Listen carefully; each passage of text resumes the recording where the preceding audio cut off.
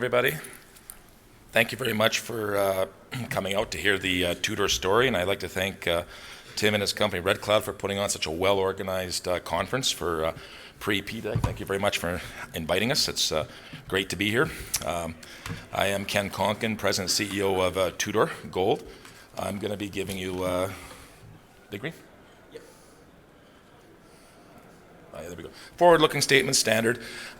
This is a presentation made up mostly of our results from the last 2 years of drilling, which actually follows our initial resource release or press release about 2 years ago. So you're going to see a lot of new slides with new type of domains and new type of drill targets. So we've had a team to reassess and reinterpret the geology, and we've got all good news coming forward. Unfortunately, we would like to have had the resource out for this, but like everything, there's always unforeseen delays. But anyways, the Goldstorm mineral deposit from the 2021 resource came up with 19.4 million ounces of gold in the M&I category, with about 7.9 million ounces in the inferred.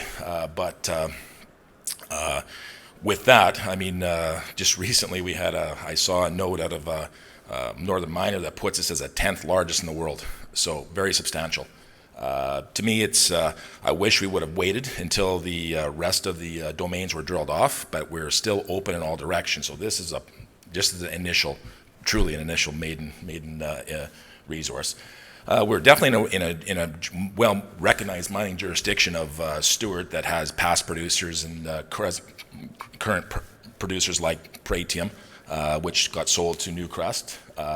The company is in a well-suited area for mining. We're a small company. We're still around a 200 million, fully diluted 230 million market cap.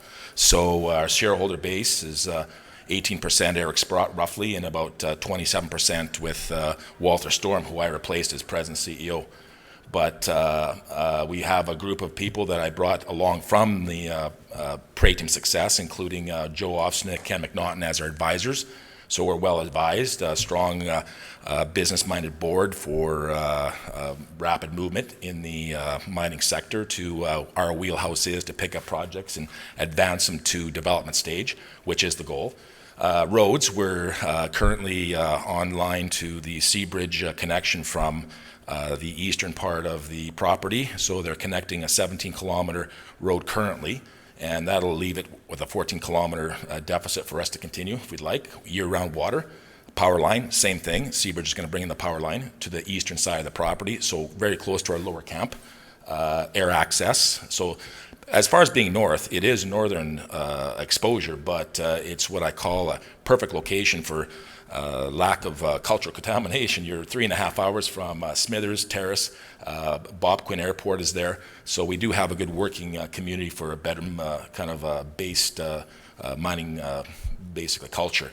Export facilities, deep sea ports. So basically a plug and play environment. We don't have to bring any major facilities. But the big one too is all our First Nations agreement are signed. We have a good rapport with all the First Nations group, including Skikam-Laka, Nishka, and Tahltan.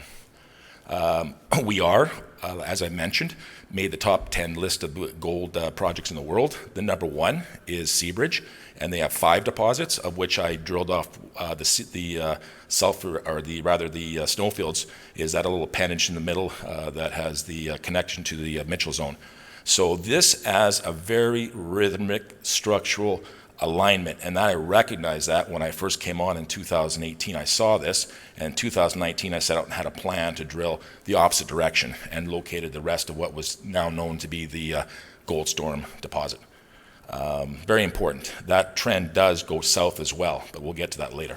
So in a very short time, in 3 years, we had a very effective, very efficient, low-cost geological team that was able to come out with a resource just after 2 years. So for me, that's got to be some sort of record. But that was an initial resource. So what our goal is to increase the grade, increase the ounces, to get it to a more robust count. We want to get it over 1 gram. That's the magic number. If we can do that, mission accomplished. So that's the goal for this year. and to start with things like metallurgical studies, continue to grow things for the PEA, as well as we're just finishing off our baseline studies for our economic assessment of baseline studies like the environmental, the water, all that, all weather stations, all well intact. So here's a closer look at what we've got.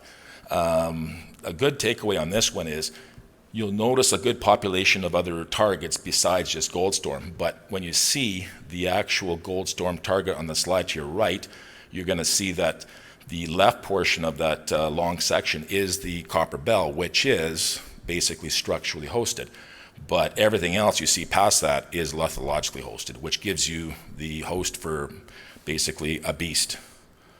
So there's our resource in the bottom, in the right corner, which I think is low in grade. I don't like it. I think we have a better resource coming forward.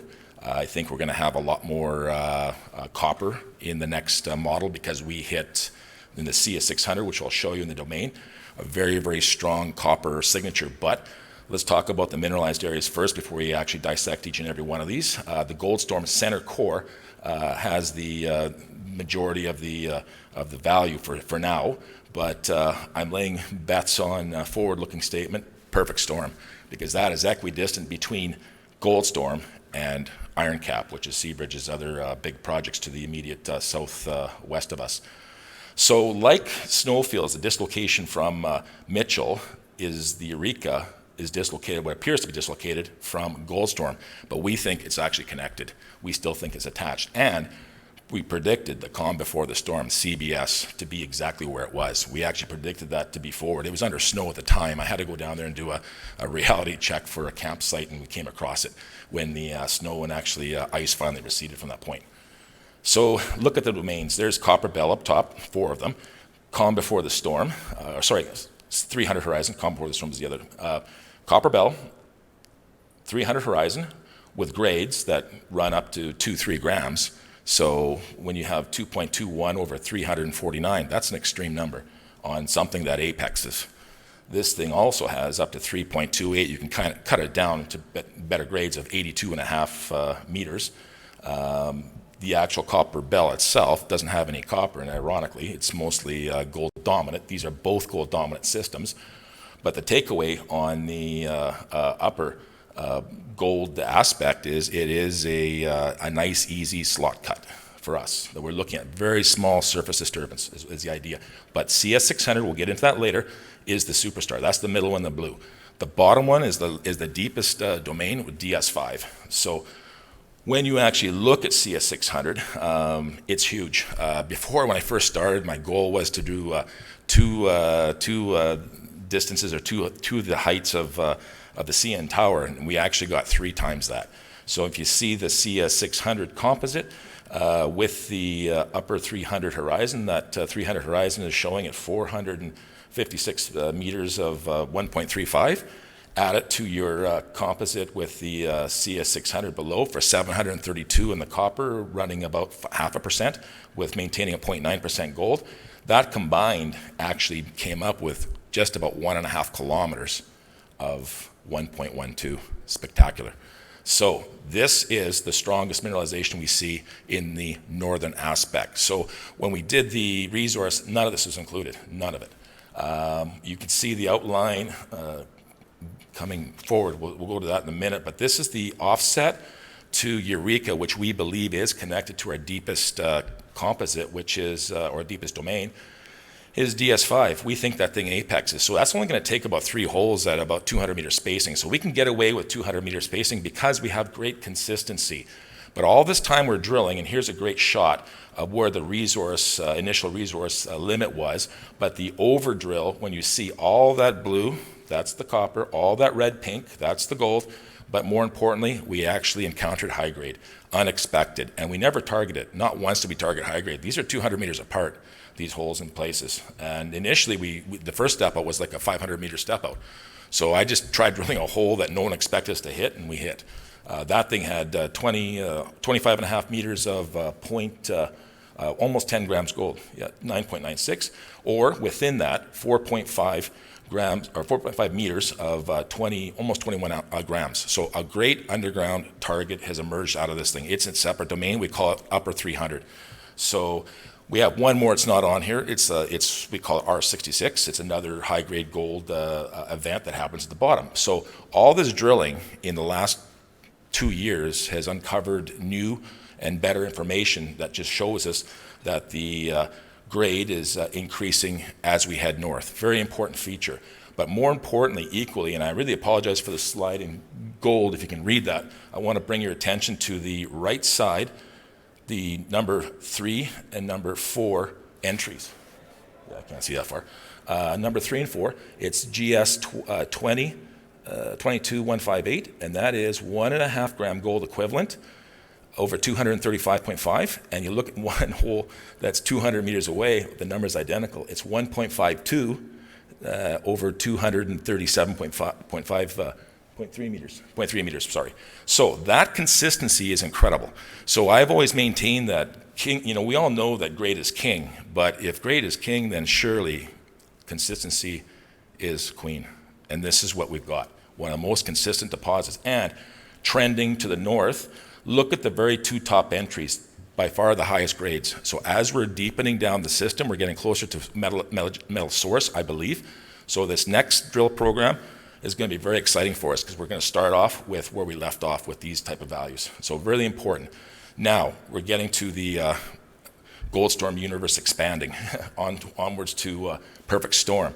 So Perfect Storm we drilled off in bits and pieces in times of hiatus when we were actually figuring it out, and we actually were going to go after it aggressively until we hit that 113 W2, that extension. We saw how great that hole was. We pulled all the drills off Perfect Storm and we put it back onto Goldstorm for that reason. So in saying that, PS6, the last drill hole on this trend, had a sub 1 gram hit right at surface. And if you line up the tops of these hits, they're very similar to rake of the top of the hits that occur in the Goldstorm system. The other thing that's impressive, when you see the distribution of metal, it goes gold, copper, gold, just like our hamburger built with a CS600 with the copper gold in the center and the 2 gold dominant end members being the copper bell with 300 horizon and the bottom one being DS5. So really important. So this is what we just added the slide yesterday, I think, and it's something that's really important to see for what demonstrates the potential that we have, because I believe all those drill holes to be too far to the south, they have to be more in line, but look and more over to the west, which is where we're heading. So those are kind of tough to read, but 2s, 4s, and 1s, the lowest ones are 0.5 gram. Those are all Goldstorm style numbers. So Goldstorm style rocks, Goldstorm style alteration. So we think we've got a second event that fills that hole of that periodicity. So we think we're on the way to getting another 20 million ounce gold deposit here. So that's the basically long and the short of what we have. But to continue with success, to get value for the shareholder, we think that's where we're going to go. Forward with drilling more of the easy targets, and we're looking at possibly doing a strategic alliance with a major because it's getting near that time, but we still have some clear low-hanging fruit to pick off. Here's a great photograph. I love this. The top black is the Eskay Creek Mountain Dilworth, and that is under at Caps, the very top black on the right side is a wonderful display of the thrust, because underneath that is the Unique River Formation, and then you see that same thing, Dilworth again. So this is thrust over top of Dilworth. So it's black over black. And what you see in the slide is you see the that charcoal unit is all broken up with reverse faults. That's because you've got a room problem. The same thing happens in the underground, the exact same thing going forward. You're seeing that whole thing running out of space. So this is a great slide showing what is happening pervasively through the entire region. So when you look, why I call it the perfect storm, there's my old friend Bruce Jack Lake fault running straight up, cutting into, in blue, cutting into the Sulphurets thrust. So there we think we have the chance for another chance find for a VOK as well, because there's only 2 deposits that are located on the east side. One is Goldstorm, the other is Valley of the Kings. So hopefully we have success in the drill program running forward. And looking at this photo in the foreground is the leach cap for Iron Cap. which is void of values. Likewise, when you go in advance, you see the Eureka ground, which is our upper camp, where the word is underlined. That also is a large leach cap. So identically, when you have to use your imagination to think, that thing dips down so far that you're down past sea level. So this is the commonality of these projects. They're all sub 1 billion tons. So I think for a 1 gram producer, if you could do it, even at 60,000 tons a day, you will be Canada's largest producer. Currently, Detour is cutting, they started 1.02 on their head grades. Now they're producing at 0.89 last time I checked.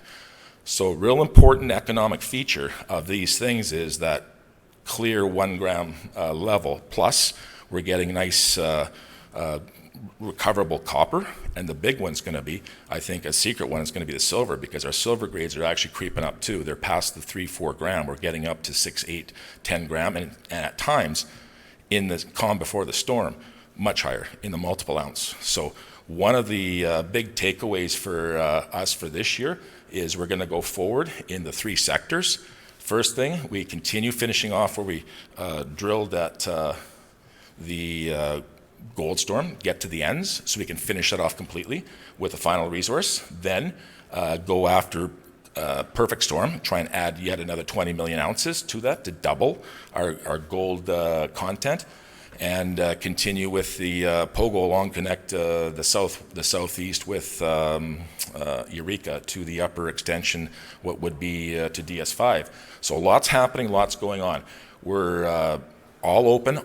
All deposits remain open. It's not closed off anywhere. So chance find for a VOK remains high, in my opinion. I mean, we started the quest at Bruce Jack Lake looking for this exact thing, where you have this elevated values of open pit, but we actually tripped into a high-grade system that was not well understood, and to this day does not largely remain understood. It's a colloidal system.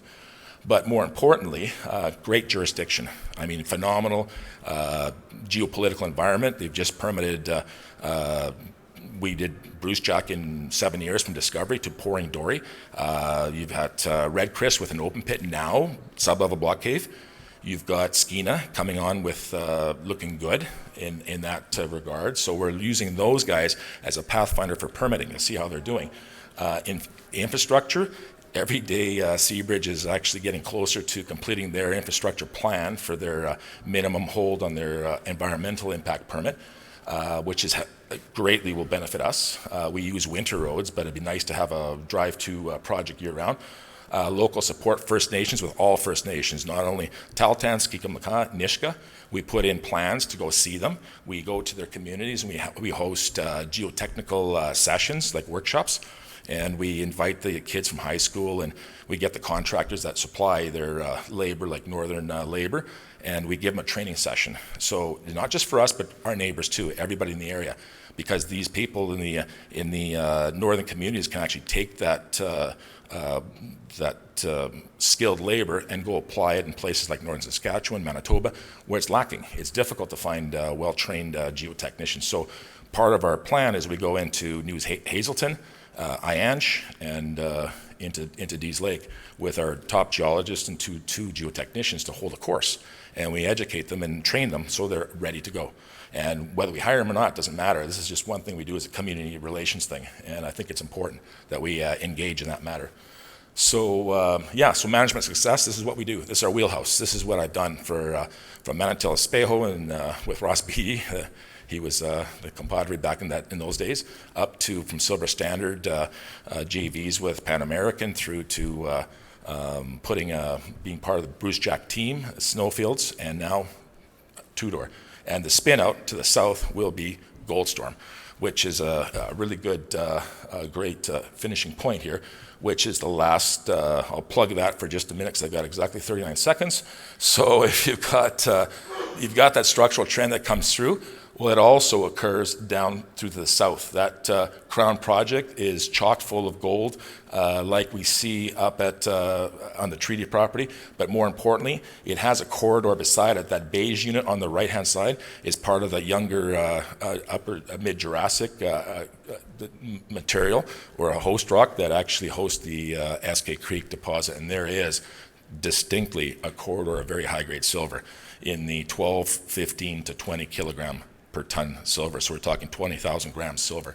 So I was a silver guy. I was kind of embarrassed when I look back. These are my old samples from years gone, and I didn't realize that they were that high. So yes, very, very good electrum project and crown project for Goldstorm. So questions, please.